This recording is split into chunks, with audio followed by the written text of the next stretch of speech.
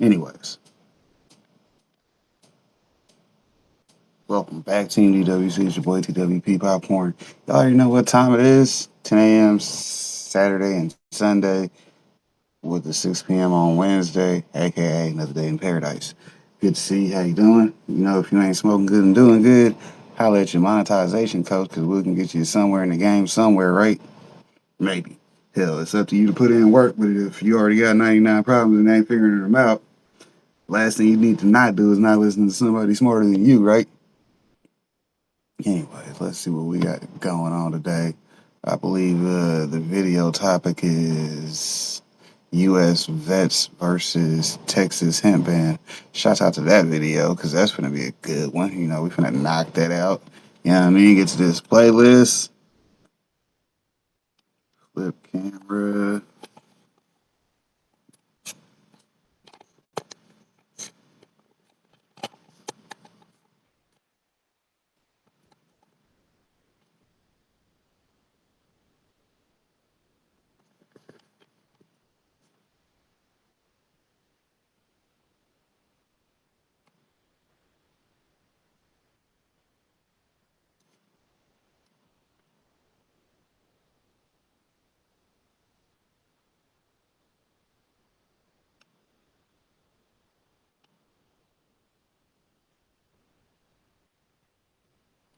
Morning, Sue. How you doing? Good to see you. How you doing?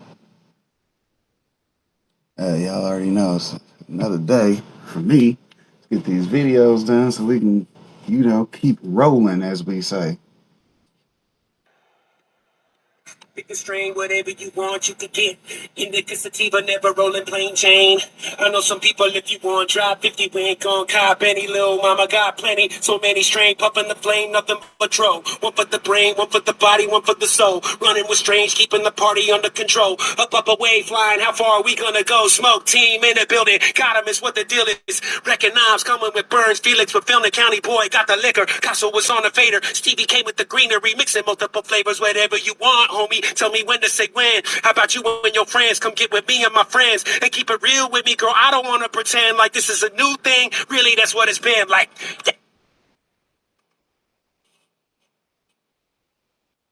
Homes in Kansas City are still selling super fast, but there are seven areas in Kansas City where you might want to avoid buying a home. If you watch until the very end of this video, I'm going to tell you how you can avoid losing a lot of money if you do decide to buy a home in one of these areas. Numbers 4 and 2 particularly shocked me. I think they'll shock you. And if you stick around for number 1, this area in Kansas City, the average home price there dropped 15% from 2023 to 2024. Number 1 area is Independence, Missouri. The average price point of homes in Independence dropped just a little bit from 2023 to 2024. It held almost the same, but whenever you hold pretty much the same, you're actually losing money because of inflation and because the rest of the housing market around you is simply growing all the time. Here's something interesting to note about Independence.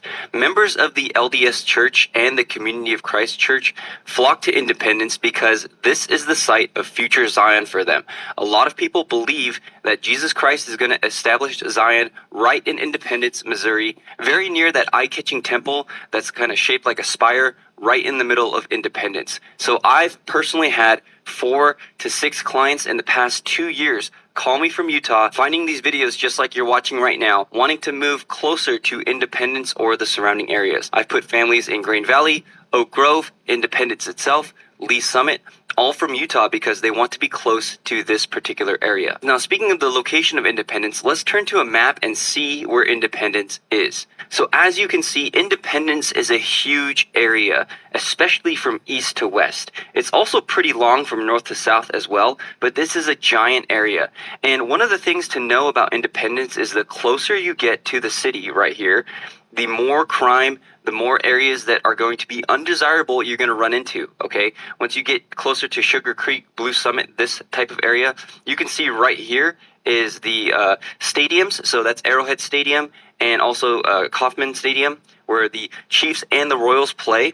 And the rest of Independence, especially once you get out here past the 291, is going to be particularly rural. So the average price point of homes in this area has dropped extremely slightly from $201,666 to only $201,281,000. That's a 2023 to 2024 comparison in the same time period. Another thing to note about Independence is that it is also the home of the Harry S. Truman Presidential Library. We haven't been there yet. Our kids are a little bit too young. However, it is something that I know is historically significant and actually apparently a ton of fun too, based on other families who have visited that area before. So why the decline, or why did Independence not really grow at all? When we first got to Independence, I got to tell you a quick story. When we first got to Independence, my wife started working at a hospital called Research Medical Center that's not too far from where we live right now. And she told a couple of people about the fact that she was driving out in Independence because she picked up something on Facebook Marketplace. And they immediately turned to her and said, look, Independence is the armpit of Kansas City. Now, I've been to Independence before, and again, I've helped multiple clients move into Independence, and I can tell you that that is equivocally not true. There are a lot of areas in Independence, especially, like I said before, once you get outside the 291, that are going to be beautiful rural areas that you are going to have to pay over asking price to get your home. Remember, just because an area went down, the average price point of an area went down, does not mean that you can't still find a great home there that will appreciate year over year. And that's why you have to call us. If you're thinking about moving to Kansas City, especially if you're thinking about buying a home in Kansas City in 2024, we have all the statistics of the market to make sure that you don't get into an area where you're going to lose a ton of money on your home. We will tailor make a presentation and talk about all these different areas for you. 816-4MOVE-KC, 816-4MOVE-KC. We have tons of people reaching out all the time, and we love hearing from you, especially if you've been listening to this channel or watching this channel for a very long time. 816-4MOVE-KC, call, text, or email. We promise we will get back to you promptly. Now, before we move to area number 6, I'm going to tell you how I made this list. The way that you compare real estate is you compare a certain time period in the year before to the certain time period of this year. So for this case, I took the first 3 months of 2023, averaged out all the home prices in the entire Kansas City metro, put them in different buckets, and got an average price point for each area for the first 3 months of 2023. That's January, February, and March 2023. Then I took the same data from January, February, and March of 2024, and I compared them. So these are average price points. Again, sometimes you can find homes for above the average, sometimes you can find homes for below the average. But a lot of these areas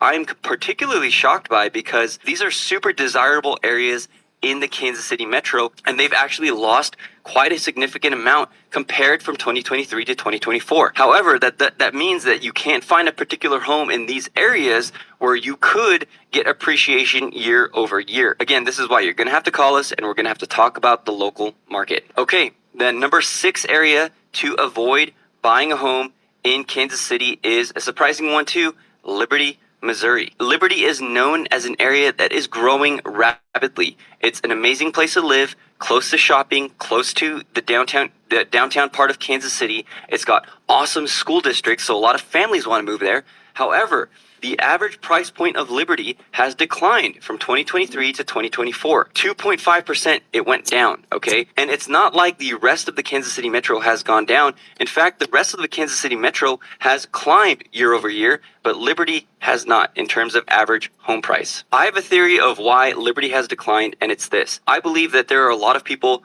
leaving Liberty because Liberty was once a city that was known for its small town charm, but still close to the metro. It no longer feels like a small town anymore. If you go to the Liberty Triangle, it is jammed packed with people basically throughout the whole weekend.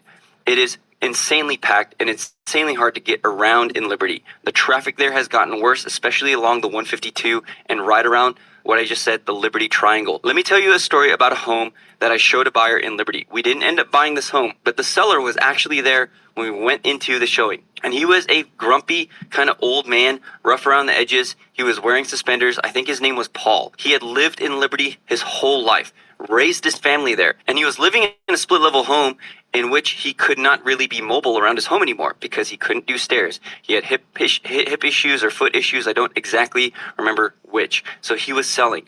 And when we first came in, he greeted us roughly. He made it very clear that he didn't like the fact that we were there. And afterwards, I ended up getting into a conversation with him. And we ended up talking for quite a while. And he said, I've grown up in Liberty my whole life. I've lived here my whole life. I've seen it change, and I don't like the change. Liberty used to be country living in the city. Liberty used to be a small town, but it is no longer a small town. There are people coming in here, bidding our houses up to way higher prices than we could ever expect to pay, and now we're kind of out. And I think he was bitter. I mean, I know his house sold for quite a bit of money, but I think he was bitter because he had to move from a place where he raised his kids, where he knew all his life, and he was going to somewhere new. Change is scary for a lot of people, but I would say that that gentleman's case is happening all around Liberty. A lot of people moved to Liberty when it was a small town, and they're saying, look, it's not a small town anymore, because the areas around Liberty have completely exploded. Kearney is up 22% year over year. Smithville is up 20% year over year. It is crazy. People are moving out of Liberty, going to these areas where they can actually have small town living, but still close to a city. So again, just because it shows up on this list does not, I repeat, does not mean that it is a bad area to live. In fact, Liberty is probably one of the top 10 areas to live in the Kansas City metro. However, it's just that the home prices are decreasing year over year. We're just looking at the numbers. So let's move to number 5, and that's an area right near Liberty, and that is Excelsior Springs, Missouri. Excelsior Springs, Missouri. It is in the northeast quadrant of the metro. So I'm going to show you this on a map right now. So let's look at Excelsior Springs on the map. Here we have Liberty selected. It is this area right here. And Liberty actually goes all the way out here sometimes too. So you can find some Liberty addresses out here. Excelsior Springs is way out here. And the reason I think Excelsior Springs has declined while Kearney has boomed is because I think the 35 is a much easier drive than this freeway right here, the 69. It is a lot harder to get out to Excelsior Springs. It's not hard by any means, but it's harder than to get out to Kearney. 35 is a pretty wide highway that you can use to get out there. But Excelsior Springs is a little bit of a different story. It still feels like a very, very small town. Now, it doesn't necessarily have as much small town charm as a Kearney or Liberty, and that's just my own opinion. I know a lot of people love Excelsior Springs. I've been downtown Excelsior Springs to the Hall of Waters, and there's a lot of cool things there, but it just kind of feels a little bit dead every time that you go out there. Average home prices went down from $241,000 to about $234,000, which is a decrease of about 3% in Excelsior Springs. Now, one thing that the locals will tell you about Excelsior Springs is that Excelsior Springs has been kind of known to be an area that has high drug traffic. I've never experienced anything like this myself. I'm just passing along what somebody has told me. Another thing that somebody has told me about Excelsior Springs is I had a woman who decided to buy a home cash in Excelsior Springs. It was a $100,000 home, okay? She decided to live there, and she just said, look, it might have been the particular block that I moved in Excelsior Springs, but everybody was not welcoming there. It didn't have the typical hometown charm, the Midwest feel that the rest of the Kansas City metro has, and that was just her experience. So I'm not saying I've met plenty of nice people in Excelsior Springs, but I'm just relaying a story that my client told me. But home prices have gone down there 3% from 2023 to 2024. And so you might want to think twice in buying a home in Excelsior Springs in case that trend continues throughout the years, especially if you do buy a home and you can't stay there for a long time to realize the appreciation. You're going to be in trouble if you have to sell very quickly. Another reason I think that Excelsior Springs is not going up in value is because the people who are leaving Liberty are not going to Excelsior Springs. They are going to Kearney. They are going to Smithville. They are going to other parts of the Kansas City metro that are not Excelsior Springs. So that's going to be one thing that you want to think twice about when you buy a home in Excelsior Springs. Excelsior Springs also, by comparison, does not have the best school system. While Liberty and Kearney have complete A+ knock it out of the park school systems. Excelsior Springs does not necessarily have the school systems that would compare to those areas that are right next to them. So if you're going to move to the northeast quadrant of Kansas City, if you're going to move up here, then you're not going to choose Excelsior Springs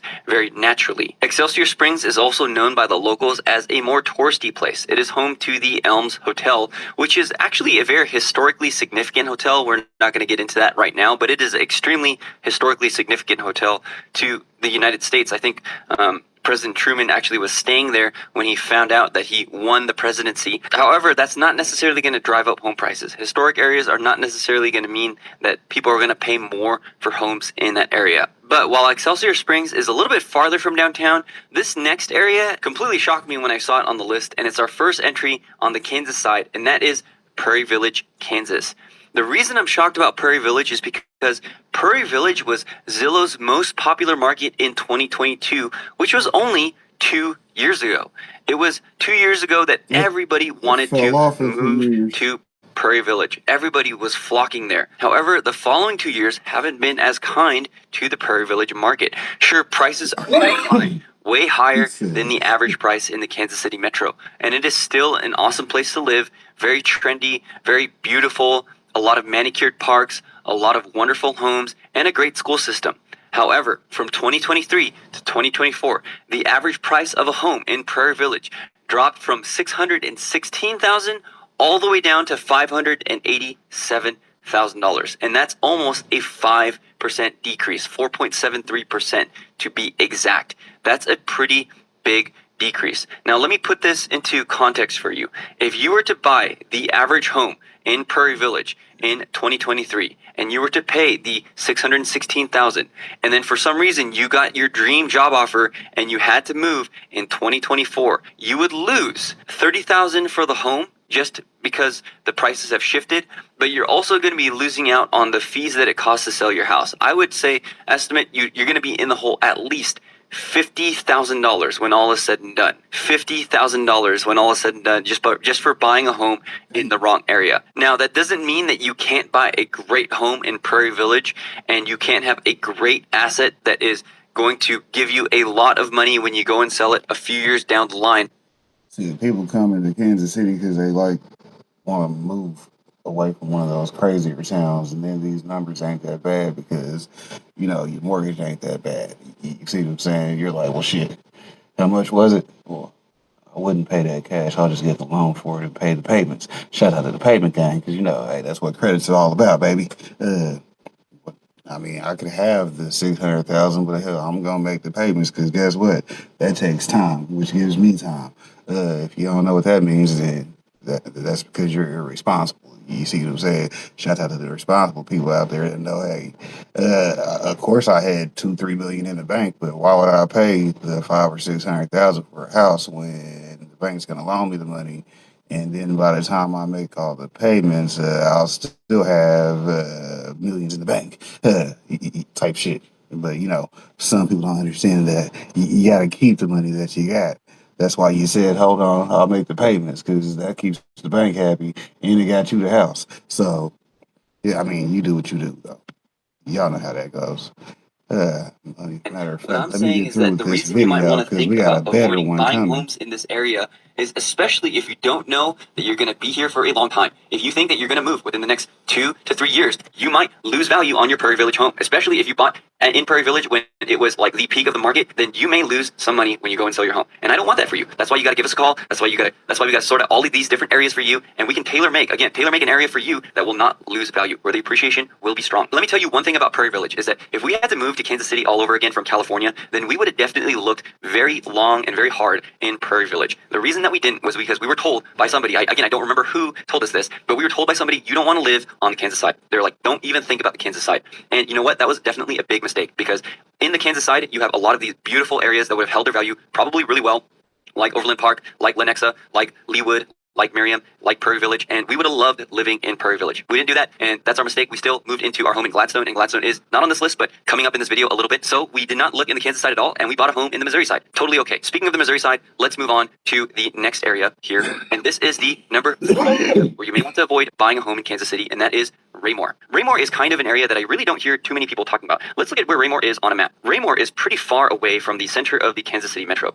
So you can see that it is right on the outskirts of the metro, right next to Belton, Grandview, and Lake Winnebago. And I think one of the reasons that people don't want to live in Raymore is that it's actually a really nice area. There are a lot of high price point homes in that area. So for example, let me give you the average here. The average price point home in Raymore is right about $373,000 right now. That's a little bit higher than the average in the entire Kansas City metro. But last year, that 373 dropped down from 405,000. That's a decrease of almost 8%. Here's the reason I think a lot of people don't want to move to Raymore. I actually recently had a client who was looking long and hard at homes in Raymore. They were contemplating a home particularly in Raymore. That is when a very similar home popped up in Lee Summit, and they just decided, hey, we're going to go to Lee Summit instead. The reason being is because Raymore is actually kind of boring. There's really not much to do in Raymore. There's not a lot of shops. I think there's a Price Chopper, there's a Sam's Club, and really that's about it. There's also Creekmore Golf Course, and if you live on Creekmore Golf Course, it is an awesome place to live because it is one of the best, probably the best public golf course in Kansas City that's not completely private. I've only played Creekmore once, and it is a fantastic track. But when you live in Raymore, there's really not much else to do. You've got to kind of want to be a homebody. Maybe you should try to find something with some land, some acreage where you can spend your time out there,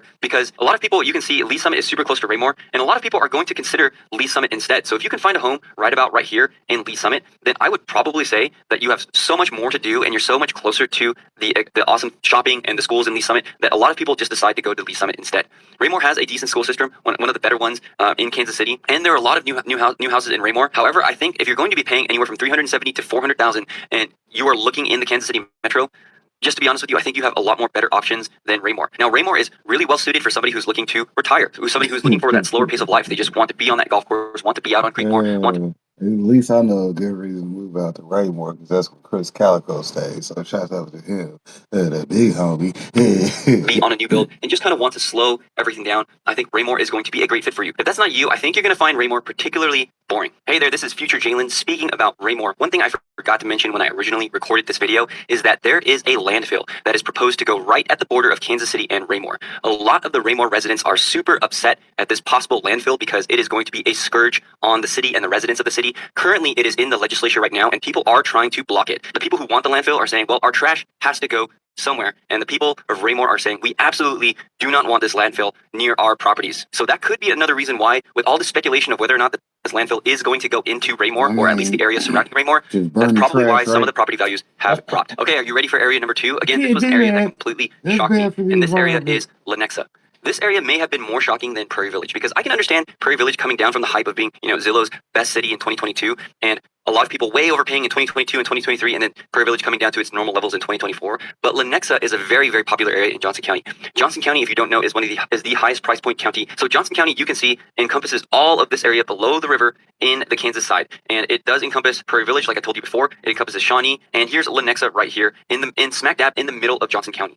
And prices here have gone down. Prices have dropped 9% from $531,000 to $481,000. Again, that's average price point of home in Lenexa, Kansas. And it kind of doesn't really make too much sense. There are incredible schools here. There are newer homes. There's new development happening there all the time. Lenexa Community Center is one of the newest in the metro, and we go there all the time, especially during the summer. One of the better pools in the Kansas City metro area. I'm going to tell you a story about one of my clients who decided to buy a home in the Johnson County area. They were looking in Lenexa, Olathe, Overland Park, or Miriam. And we saw a home that opened up in Lenexa that was $300,000. We decided to put in an offer at $330,000. At the end of all the bidding, there were 16 other offers on this home, and the bidding got up to $360,000. The home went $60,000 over the asking price. Right now in 2024, the average price point in Lenexa is $531,000. So that just shows you though that if you find an attractive home in a lot of these areas, they can still be bid up pretty high. So super surprised when Lenexa dropped from $531,000 to $481,000. That's the average price point. It's a drop of 9%. Now, before we get to number 1, I'm going to mention a couple of honorable, or in this case, dishonorable mentions of areas that have not dropped as much as these 7 areas on the list, but they really haven't gained very much either. Okay, the first area is the area we first moved into, which is Gladstone. The average price point of home in Gladstone was $260,000. in 2023, and it only grew to 262,000 in 2024. That's only a growth of 0.78%. Again, if you're not growing because of inflation and because of the average home in America growing 5%, you're actually staying still or going backwards a little bit. Another one is Grain Valley. Grain Valley is near Independence. On the Independence side, it's near Blue Springs. It's near Odessa. And Grain Valley, the average price point of home in Grain Valley dropped from 323,000 to 327,000. That's a 1.2% drop. And lastly, another surprising area, Olathe, the average price point of home dropped in Olathe from 447,000 to 456,000 in 2024. That's a drop of almost 2%. Again, if you're not growing, you're shrinking, but you're not shrinking as fast as the number one area in Kansas City to avoid buying a home in 2024, and that is Grandview, Missouri. Grandview, Missouri. It shrunk a whopping 15%. The average price point of home in Grandview was 210,000 in 2023.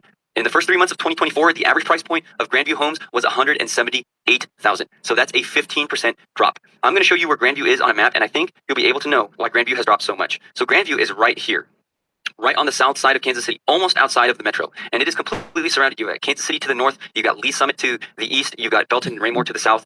And Grandview is an area What that up, that is Good known to see for you. How you a doing? lot of crime activity. It is also known for an area in which there's really not much to do. So if you're going to move to Grandview, you have so many good options all the way around you. I would go to Raymore if you could afford it over Grandview. I would go to Belton if you could afford it over Grandview. But Belton is an area that is attractive. A lot of shopping going on down there, a lot of things going on down there, and Grandview just does not have the same thing. If you go to homes in Grandview, if you check out homes in Grandview, they're kind of old, they're kind of run down, they're a little bit dilapidated.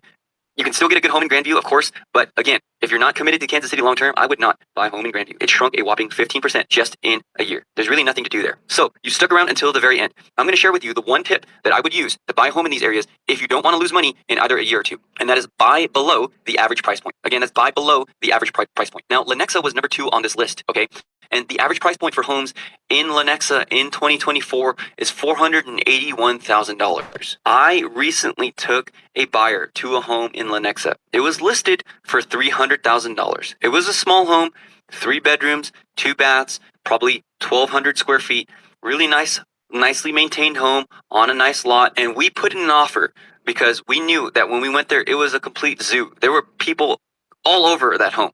Okay, so we put an offer at $330,000. That's $30,000 over asking price. Guess what? We did not win the home. The home went for $360,000. That's a $60,000 increase in asking price. It had 14 different offers on it, and that was in the number 2 area where you want to avoid buying a home. So my theory, my advice is this: if you are going to buy a home in this area, in any of these areas, buy below the average price point. If you find a home that is priced well, maintained well, priced below the average price point, especially a home that a first-time home buyer will buy, more than likely in any of these areas, you will not lose money. If you can find a home like that in Prairie Village, I mean, good luck. You won't lose money there. If you can find a home in Liberty like that, then you won't lose money there. Now, you may be wondering, what are the best areas to buy a home in Kansas City? Well, you're going to want to watch this video right here. Yeah. I know y'all ready to talk about Texas. Shout out to Texas for being the topic of the week. Yeah. So like Fox Farms though, like I noticed like so if you're going to plant in some Fox Farms ocean forest per se, you plant a plant in there and you veg it out for like 2 months and you get that plant monstrous and you're ready to flip it into flower. Now you have to add amendments to there because there's nothing left in it. Back up just a little bit. When you say you planted it for a couple months and it took off monstrous, do you know what's in that mix that makes that plant grow? Synthetic salts. It's pretty much what it is, but it's ammonium nitrate. So they spray this ammonium nitrate on sawdust, and that ammonium nitrate is like acid on a fucking slug. So think of the organic and biology that's in there. It's killing. They put that on there. You can throw a pile of that. It's called nitralized sawdust, is what the industry calls it, as an amendment to mix it, and that's what they buy. Roots Organic, a bunch of them do that as an amendment, and that's their nitrogen pack. And then they tell you they put a bunch of guanos and they do other stuff. They don't put shit on it. That's what it is, and that's the reason. The difference between a good quality soil and them, and you just explained it, is it shot up and it grew through veg and it did really well. But the thing it's missing is that now, like if you grew in my soil or some good soil, it's not always my soil, but the difference between mine, you're asking, and Fox Farm and all the case studies, Fox Farm with ammonium nitrate in the soil, that plant will shoot up really quick. It grows quick, and it's a tomato plant. Let's just call it tomatoes. Let's do tomato, but same thing with any other cultivar. Is it shoots up really quick and it puts off a few tomatoes, and the wind comes and that plant has no structure and it falls over. It's lanky, right? Yeah. My soil versus the same tomato plant, you got a fucking heavy stalk. You got this plant that just fucking sits up and does its thing, and it's putting off tomatoes. You know what I mean? Yeah. So that's the difference. And why does mine do that? Because I have a living soil concept behind it. I want you to grow with bacteria. I want you to grow with fungi. I want you to do everything that is healthy in that plant. The last thing you want to do is feed ammonium nitrates in a tomato to your kids at the dinner table. If you once you know, kind of. You know? So.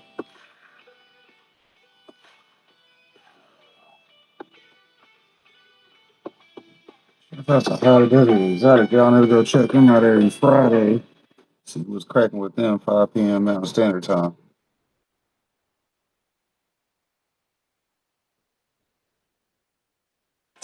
I told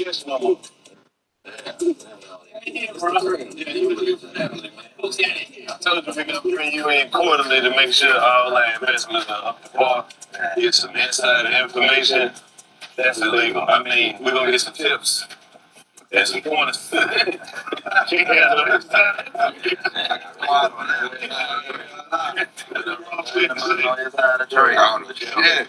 They like Martha Stewart up for that.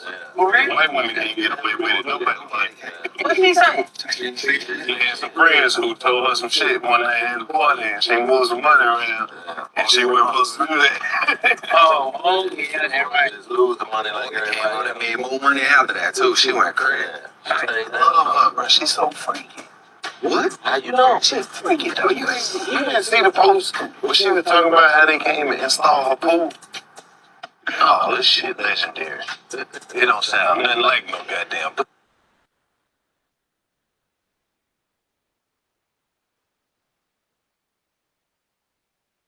The Texas House has passed Senate Bill 3, which will ban all THC products in the state on September 1st. News 10's Jessica Rajkumar has more on the bill's impact once signed into law. For us, I mean, we're going to try to get rid of what today, and we don't really know. On Thursday, the Texas House approved Senate Bill 3, which bans all THC products in the state.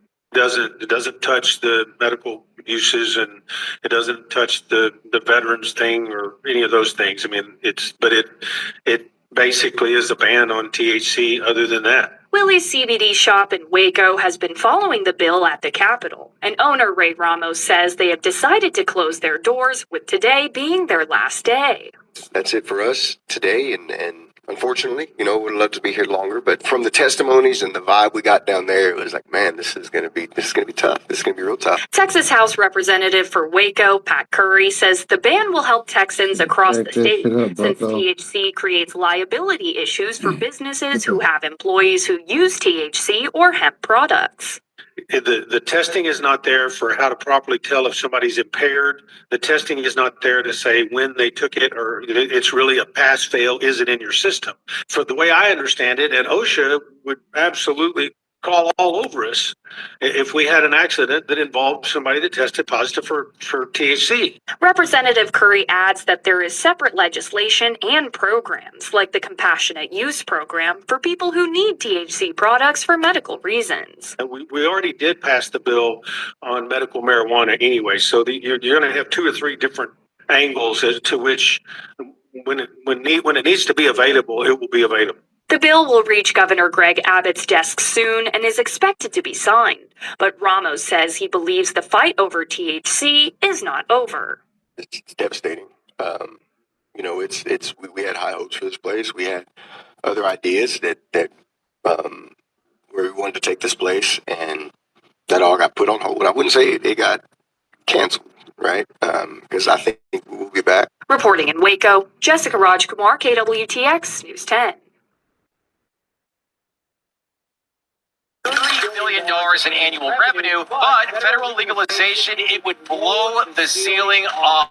Currently, companies navigate a patchwork of state laws, which complicates everything from operations to banking access. With federal legalization, it would open up institutional investments, remove the risk of federal prosecution, and clear the way for major mergers and acquisitions. Essentially, it turns cannabis into a national industry, just like alcohol and tobacco. And I know that's hotly contested. Now let's look at the economic effects, and they would be huge. With federal legalization, we could be looking at $100 billion in total market valuation within the next 5 to 7 years. States with legal cannabis have already seen job booms, with over 420,000 full-time cannabis jobs created so far. So imagine that expanding nationwide. Cultivation, distribution, retail compliance, and even marketing sectors would thrive. And then there's the tax revenue. State and local.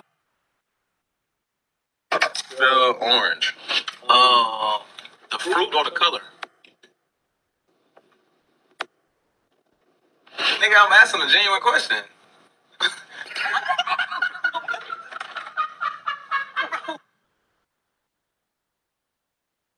In 2012 with multiple combat deployments. I serve today, as Mitch said, as the Texas VFW State Senior Vice Commander, representing over 64,000 veterans in Texas. And I'm here today with one simple message. Governor Abbott, please veto Senate Bill 3. Let me tell you why. Like so many of my fellow veterans, I didn't come home whole. I lived with chronic pain. I lived with PTSD. That man said 64,000. He said, hey, I got people behind me that's saying the same thing. So for that one guy that was saying that he didn't like it, he was just one guy. You see what I'm saying? People have opinions. Not all of them are going to be the same. But when I come up and say, nah, I've talked to 64,000 people, and this is what they all said. Hell, it's going to be hard to dispute that. I got 275,000 people. The memories. Wait a minute, 274,000? Yeah. I live with the That sounds scars like you can see enough. and the ones you can't. And like thousands of us, I went through the government's solution. A never-ending parade of pills. Vicodin, Valium, Tramadol, Neurontin, antidepressants, sleeping pills. The list goes on and on. Those drugs nearly destroyed me. My wife once went to the store, came home with a friend, only to find me 2 blocks from my house, standing on the sidewalk, holding my cane at the low ready like a rifle, completely lost in a fog due to prescription drugs. I didn't know who I was. I didn't know where I was. All this was at a time where I could barely walk. Now, the good news, I was moving so slow, I didn't make it that far. I was only 2 blocks from the house. But let's be honest. That's not funny. That's terrifying. That was the moment I realized the so-called solution the government gave me was killing me slowly. This right here, legal hemp-derived consumable THC gummies, brought me back. One man, a Coast Guard veteran, started a company that saved my life and the life of thousands of other veterans in Texas and across the country. I'm not going to call him out by name, but he's here today and he knows who he is. These gummies are clearly labeled right there on the back. Safe, regulated, and effective. Since 2018, I haven't touched a single opioid or any of the other drugs that I mentioned above. I've rebuilt my life. I've become a better leader, a better husband, a better father, and ultimately a better man. But now Senate Bill 3 wants to turn this into contraband. It wants to turn me and thousands of other veterans into criminals for choosing an alternative that works for us. And if that hypocrisy wasn't bad enough, let's talk about the false narrative these politicians are spinning. We've seen Lieutenant Governor Patrick and them stand up and paint this as a fight to protect children, but that is not the truth.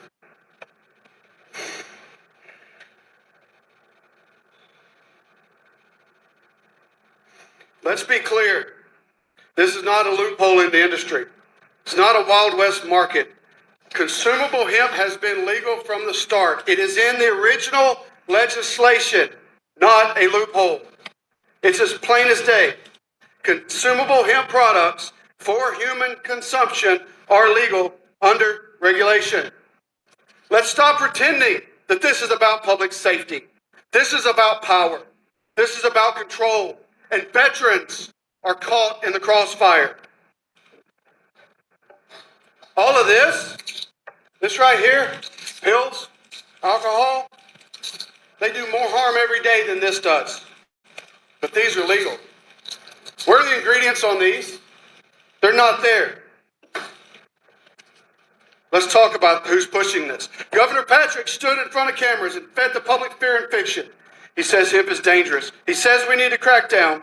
But what he's really saying is that veterans like me don't deserve relief unless it comes with a prescription pad and a pill bottle.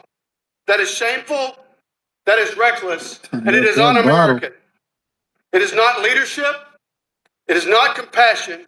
It's tyranny, plain and simple. But I don't believe all of Texas leadership is lost. Governor Abbott, I'm speaking directly to you here. You are a man of integrity and common sense. And in moments like this, that's exactly what Texans need. SB 3 is deeply flawed. It criminalizes veterans. It restricts access to the very tools that helped save my life and countless others. Veto Senate Bill 3. Show Texas that you are a leader who listens to veterans and Texans, not politicians with agenda and not big money. Show the people that integrity still exists in Austin. Veterans are not asking for a handout. We're asking for options. For the freedom we fought to protect. For common sense over politics. And most of all, we're asking that you not make us criminals. Veto Senate Bill 3. Do it for every veteran who just wants to live in peace.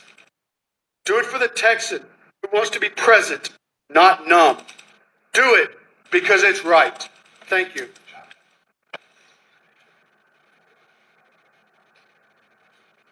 Thanks, Dave.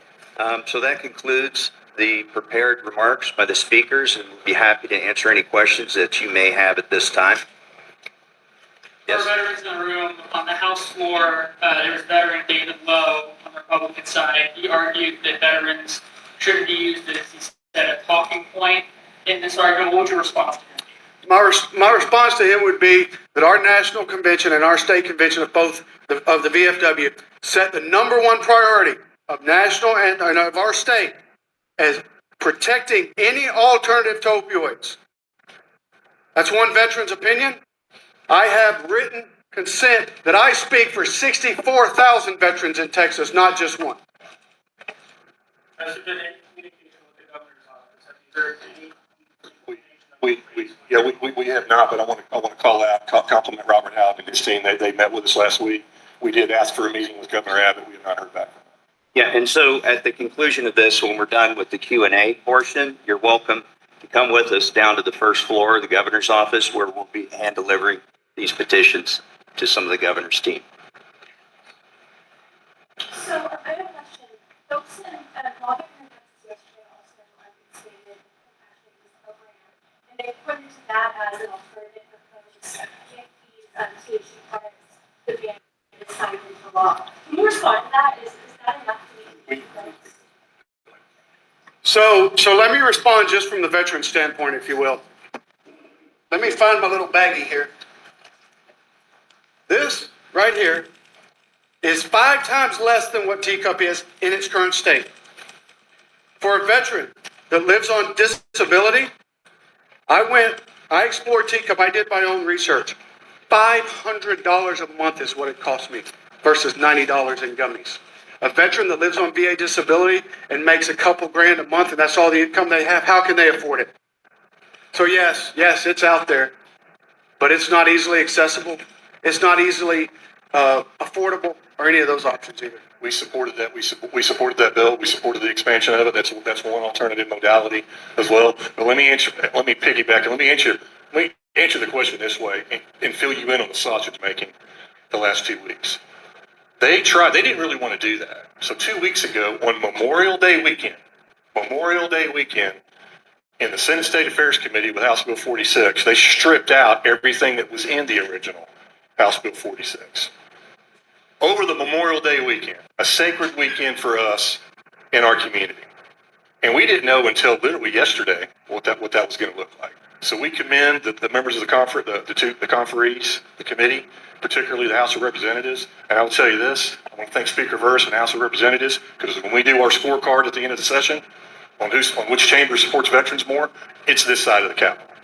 Because there is a lot of good legislation that's gotten through the last two sessions in the House that the Senate didn't take up. But again, we support that, but it's going to take time to implement those changes. There's language in there about you got to have certain licensees by a certain date, and they have 2 years to sell the product. It's going to take a while to ramp this up. So in the meantime, you're going to take away potentially something from us that works right now that will be illegal on September 1st. You mentioned the original text of the bill that was authored by Senator Perry and pushed forward by Dan Patrick. You go back to the original clip when they passed it in 2015, both seemed very complimentary when they passed it and seemed to know what they were getting into. What do you think changed their tune? Let's take that one. Let the industry take that one. Yeah, so I would have to say that other entrenched interests, perhaps adult consumables of other varieties, took note of the rapid growth of our industry and looked at it cynically and didn't want us to participate in providing relief and giving people wellness alternatives.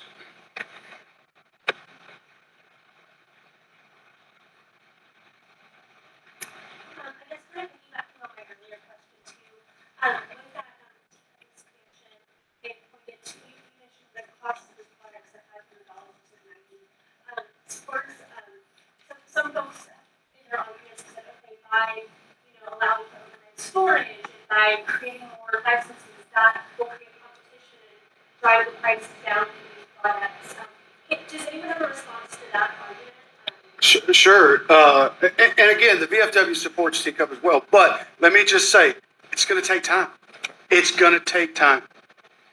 To Mitch's point, every day that a veteran has to stay on opioids is one day closer to pushing them to the brink. I was so scared over Memorial Day weekend because of the verbiage in there about going on to opioids. You heard my story. Were they going to force me back onto opioids was my question. Right? I wasn't going to do it, so what was that going to leave me? So yes, to your point, teacup expansion, we support it, but it's going to take too long. We're going to hold it to it too.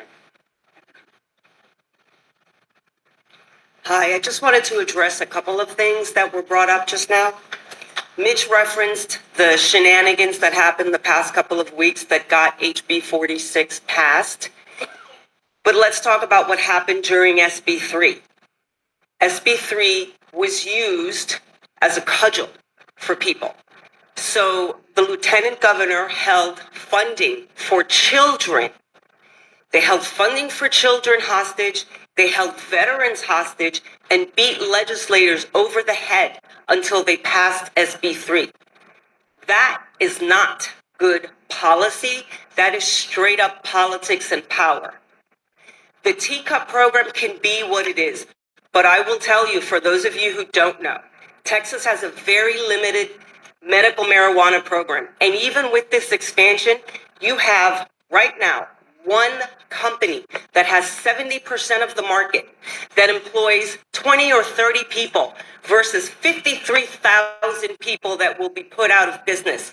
This is an example of the government picking winners and losers in business. This is an example of a state-sponsored monopoly, because that is what it is. The state decides who can compete in the teacup program and who cannot.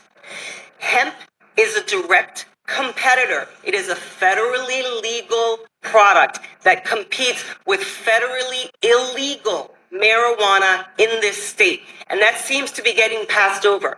So Senator Perry, Charles Perry, Lieutenant Governor, are pushing state-controlled monopolies of federally illegal substances over a vibrant 6-year legitimate industry signed into law by President Trump in 2018 and then legalized and regulated in Texas by them in 2019. Question for any of the industry leaders up here. We're coming up, if this is signed into law, I know right now the veto effort's in full force, but September 1st is rapidly approaching. How are companies preparing for that shift if it should go through? I think companies are looking at their options. They're exploring what they can do and what they can't do. I do know that many companies will move out of this state. That is not a free state. It is not a business-friendly state if this goes through. And if they move out, I will help them pack their trucks. Hey, Colton, maybe you could speak to the implications for farmers.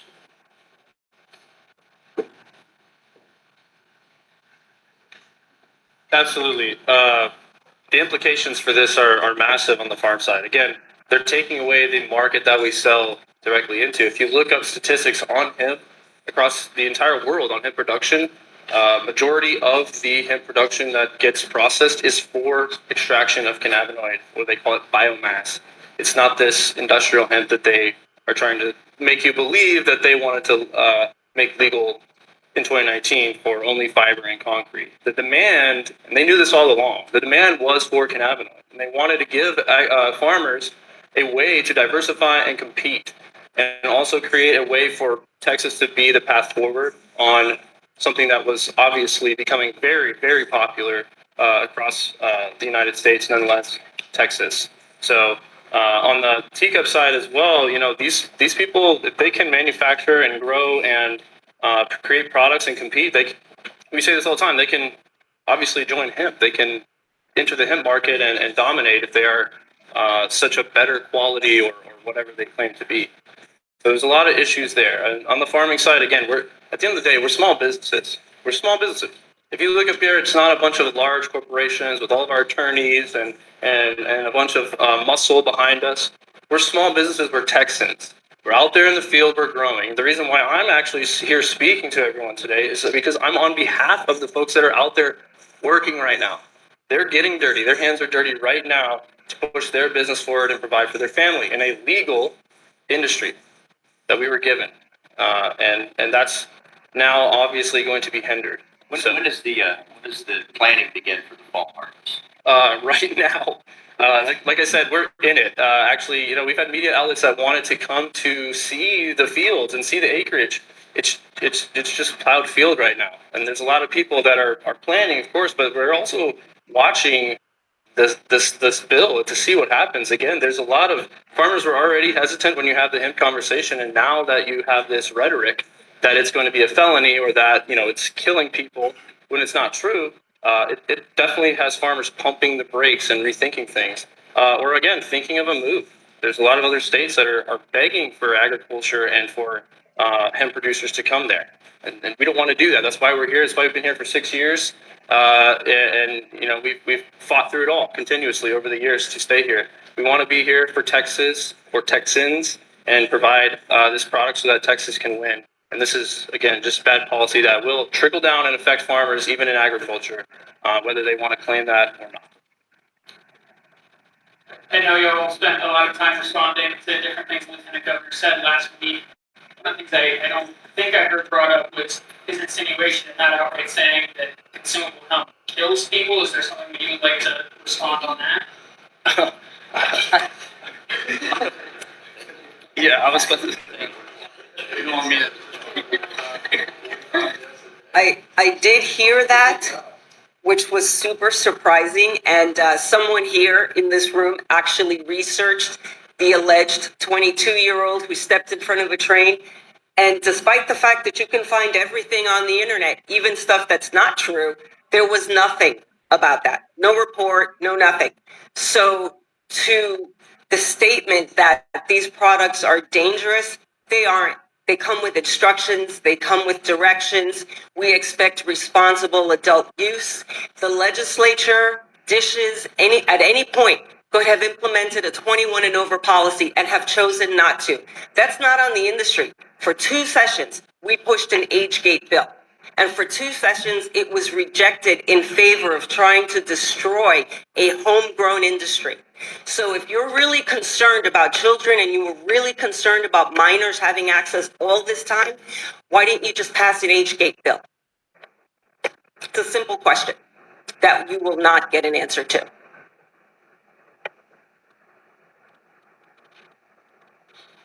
Any more questions? Yes, sir.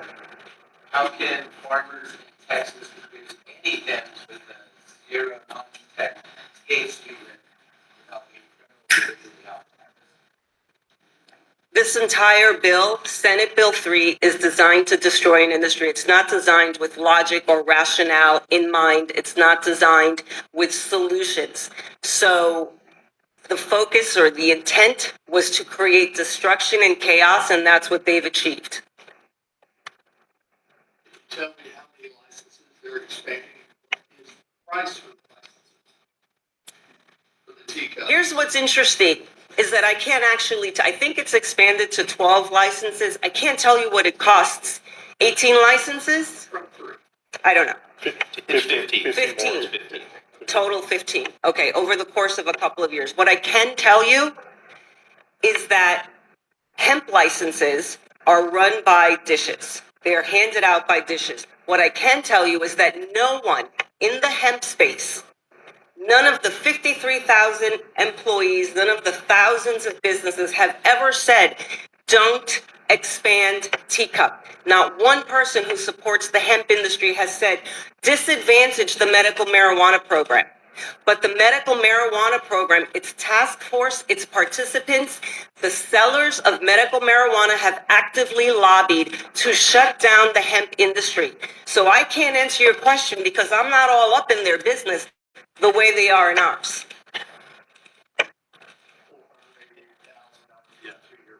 Well, yeah, and it's interesting to note that our state is not the only state that's gone through this. Just last year, the state of Florida passed similar legislation. Governor DeSantis had to come to the rescue and kill it, recognizing small business to be the backbone of the economy. Yes, ma'am.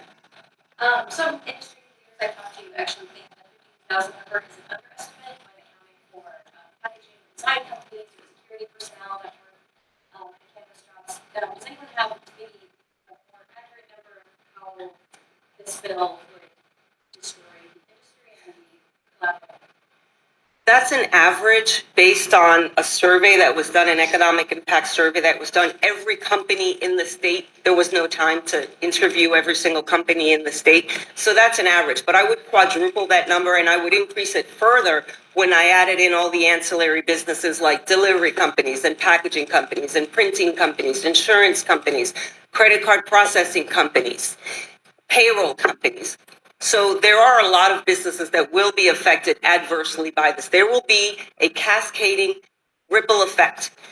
Retailers will close their doors, distributors will close their doors, small businesses like the ones I mentioned just now will also close their doors. There will be a cascading effect when people can't pay their mortgages. The state will start paying out tens of thousands of unemployment claims because the state put them out of business, so they should pay for them, which is why we asked Governor Abbott to veto this.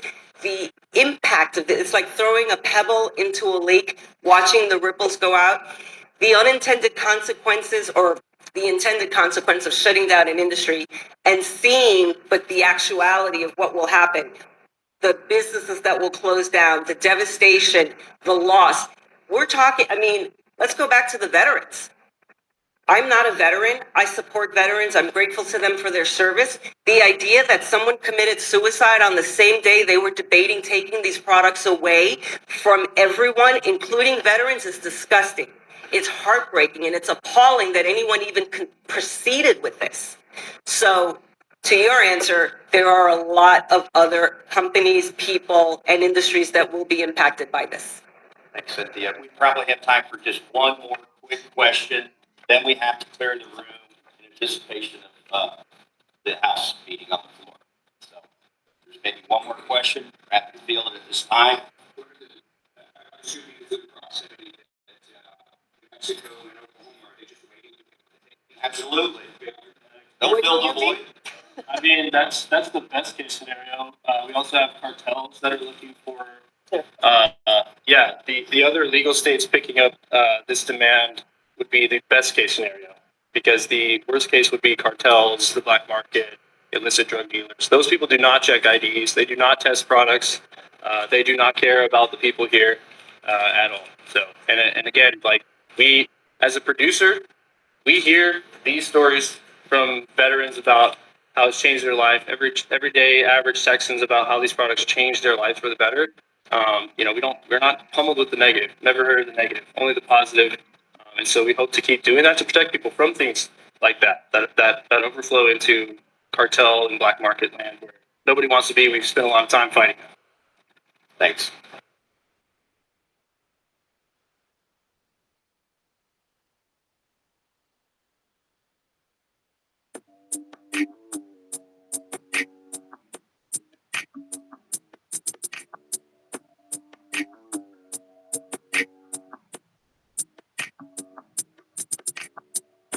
Remember me when you're far away.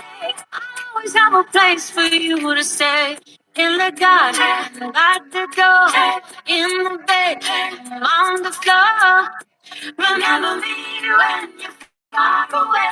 I always have a place for you to stay. In the middle of the night, I'm gonna be there till the morning light.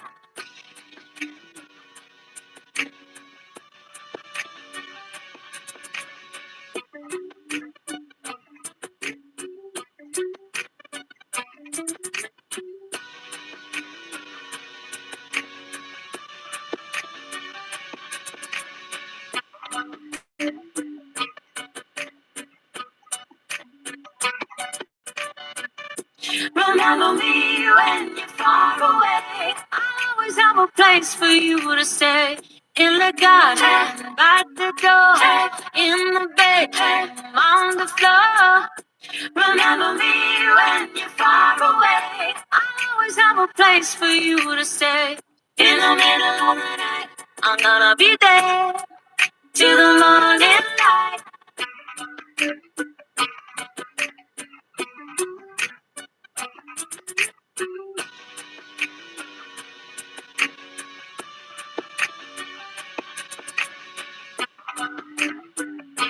We're trying to check out the big homie from some of them beats. Y'all see he be putting it down. Yeah, don't be acting like a hater. They'll get you one. Remember me when you're far away. I always have a place for you to stay. In the garden, by the door, in the bed, on the floor. Remember me when you're far away. I always have a place for you to stay. In the middle of the night, I'm gonna be there till the morning light.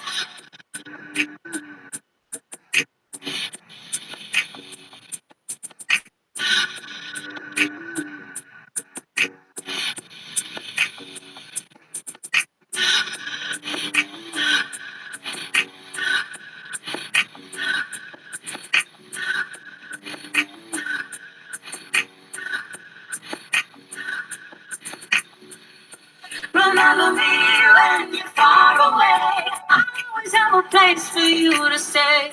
In the garden, by the door, in the bed, on the floor. Remember me when you're far away. I always have a place for you to stay. In the middle of the night, I'm gonna be there till the morning light.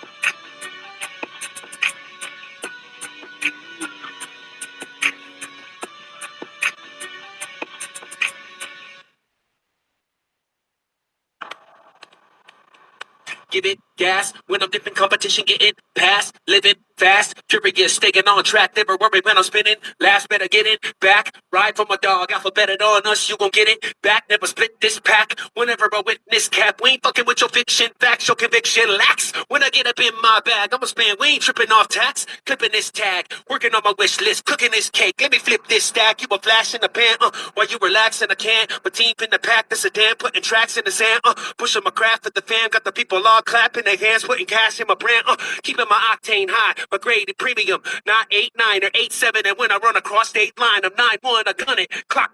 Great time, my time come. Disappearing in the dark horizon. Way I cut turns, I'm as sharp as diamonds. Got 'em on tilt like a car's alignment. This is raw refinement, not a hard assignment. I'ma give it gas, give it gas, bitch.